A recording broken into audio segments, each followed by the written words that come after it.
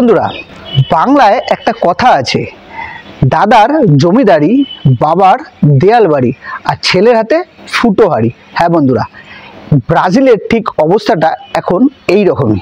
কেন বললাম এরকম? আপনারা আশা করি সবাই ম্যাচ দেখেছেন এর আগের দিন। ম্যাচ কিন্তু একতরফা ম্যাচ। ব্রাজিল যে টিম, সেটা দেখে মনে হয়নি এটা ব্রাজিল টিম খেলছে, একতরফা ম্যাচ হয়েছে। সেই কারণেই বললাম, বাবা কাকা দাদা এদের ভাঙিয়ে আর কতদিন, সেই 5টা বিশ্বকাপ ভাঙিয়ে খেয়ে চলেছে, 9টা কোপা আমেরিকা, এই বিশ্বকাপ কোপা আমেরিকা ভাঙিয়ে খেয়ে চলেছে। নতুন জেনারেশন, নতুন প্রজন্ম কি দেখছে ব্রাজিলের এই পারফরমেন্স দেখার পর? আমার তো মনে হয় না যে ব্রাজিল টিমকে দেখে মনে হলো এটা ব্রাজিল খেলছে। আমার মনে হলো কলকাতার কোনো ক্লাব টিম হয় না, কলকাতার বা আমাদের ইন্ডিয়ার ছোটোখাটো যে টিমগুলো হয় সেই টিম।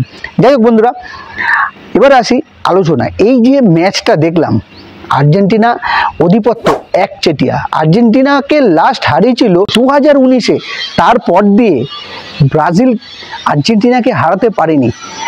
6 বছর ধরে ব্রাজিল আর্জেন্টিনাকে হারাতে পারছে না। ব্রাজিল সমর্থকদের কাছে কতটা প্রেরণা। আরও একটা 7 আপ হতে চলেছিল। 7 আপের কথা মনে আছে তো? ব্রাজিল টিমকে দেখলেই কিন্তু মানুষ 7 আপের কথা বলে। হ্যাঁ, সেই 7 আপ হওয়া থেকেও কিন্তু এবার বেঁচে গেল।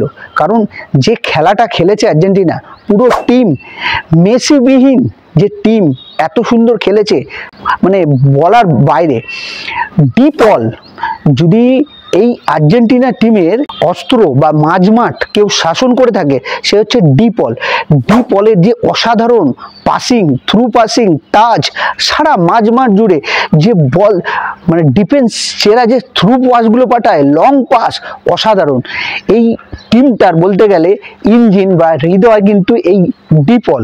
এবার আসি, এই যে খেলা দেখলেন, যে 4 গোলদাতা, 5 গোল হয়েছে, ব্রাজিল 1 গোল করেছে, আর্জেন্টিনা 4 গোল করেছে। এই 4 গোলদাতার নামটা আপনাদের আগে তুলে ধরি।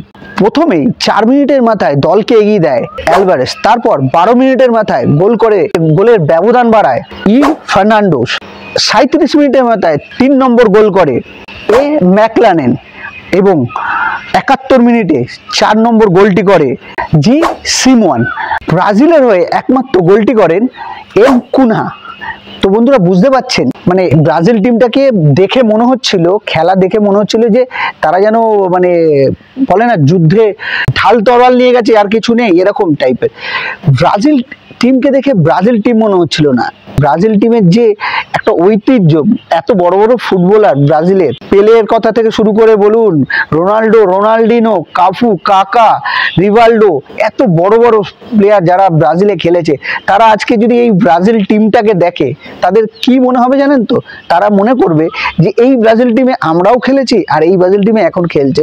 যারা এখন ব্রাজিল টিমে খেলছে, ওই খাতায় কলমে বলে না, মুখে হেক্কাবাজি দেখা, হেক্কাবাজি, ওই মুখে হেক্কাবাজি আপনারা দেখেছেন। সাংবাদিক সম্মেলনে এসে অনেক অনেক বড় বড় কথা বলেছে, হেক্কাবাজি করে গেছে, আসলে কিন্তু কাজে কিছু করতে পারেনি। তো বন্ধুরা, এই যে আর্জেন্টিনার শাসন, ফুটবলে বলতে গেলে এখন শাসন করছে, আর এই যে টিম কোয়ালিফাই তো করেছে, কোয়ালিফাইটা শুধুমাত্র অপেক্ষা ছিল, আর তার চির প্রতিদ্বন্দ্বীকে হারিয়ে কোয়ালিফাইটাও করে ফেললো। তাহলে বুঝতে পারছেন তো বন্ধুরা, কোন পজিশনে রয়েছে আর্জেন্টিনা টিম। আর্জেন্টিনা টিমের এই যে অধিপত্য, এই অধিপত্য কিন্তু 2026-এও থাকবে।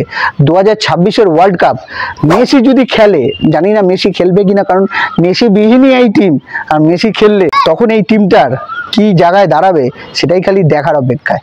তো বন্ধুরা, কেমন লাগলো? হ্যাঁ, আপডেটটা একটু দেরিতে নিয়ে এলাম, কিন্তু অসাধারণ ম্যাচ দেখেছি। তো ম্যাচ যারা যারা দেখেছেন তারা তো দেখেছেনই, খেলা কি অসাধারণ টাচ, কি অসাধারণ টাচ করে সারা মাঠে বল ধরতে পারছিল না, দর্শকদের সেই চিৎকার। যারা খেলা দেখেছেন তারা বুঝতে পারবে টাচ কাকে বলে। মাঝমাঠ বলুন, ডিফেন্স থেকে খেলে গোলকিপারের সঙ্গে, আর গোলকিপার এমি মার্টিনেজ, সে তো বাজ পাখি। 5 বছর পর আর্জেন্টিনার জালে বল জড়ালো ব্রাজিল। বুঝতে পারছেন? এমি মার্টিনেজ গোলকিপার, অসাধারণ গোলকিপার। আপনারা ওয়ার্ল্ড কাপ দেখেছেন এমি মার্টিনেজের পারফরমেন্স, গোলের নিচে বাজ পাখি দাঁড়িয়ে আছে বলা যায়, এত অসাধারণ গোলকিপার। যাই হোক বন্ধুরা, কেমন লাগলো এই ভিডিওটা? আর ব্রাজিলের এই পারফরমেন্স দেখে ব্রাজিলের সমর্থকরা কি করবে? যেমন এই যে ব্রাজিলের পারফরমেন্সটা দেখছেন তো, এখন হচ্ছে আমাদের কলকাতার ইস্টবেঙ্গল টিমের অবস্থা। এই ইস্টবেঙ্গল টিমও তাই, সেই বাবা কাকাদের আমল থেকে শুনে আসছি যে আমরা যে এই চ্যাম্পিয়ন হয়েছিল, ওই চ্যাম্পিয়ন হয়েছিল, তারপর দিয়ে কোনো সাকসেস নেই। কিন্তু সাকসেস সেই সুপার কাপ পেয়েছিল লাস্ট, আর কোনো সাকসেস নেই। খালি এই ব্রাজিলের মতো বাবা কাকাদের নাম ভাঙিয়ে খাচ্ছে, বাবা কাকাদের সম্পত্তির নাম ভাঙিয়ে খায় না, সেরকম নাম ভাঙিয়ে খাচ্ছে।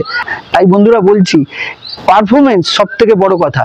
পারফরমেন্স থাকলে সমর্থক থাকবে, পারফরমেন্স থাকলে ক্লাব থাকবে, পারফরমেন্স থাকলে দেশ থাকবে। পারফরমেন্সের উপরে কিন্তু সবকিছু নির্ভর করে, আর এই নির্ভরতা কিন্তু এখন দিচ্ছে আর্জেন্টিনা তার সমর্থকদের। তাই আর্জেন্টিনা সমর্থকদের মুখে তো হাসি চওড়া হবেই। ভালো পারফরমেন্স দেখলাম, ভালো খেলা দেখলাম, ভালো খেলা দেখতে ভালোবাসি, স্পোর্টসের এই জন্য ভিডিও করি, আর ভালো খেলা পছন্দ করি। আর যেখানে ভালো খেলা হবে সেই সব ভিডিওই আপনাদের কাছে তুলে ধরবো। আর এই ভিডিওটা কেমন লাগলো অবশ্যই বলবেন, কমেন্টে বলবেন। এই ব্রাজিল টিমের এই দুর্দশার জন্য কে দায়ী বা কারা দায়ী সেটা কিন্তু অবশ্যই বলবেন। আর ব্রাজিলের এই পারফরমেন্স নিয়ে আর কি বলতে চান অবশ্যই কমেন্টে বলবেন।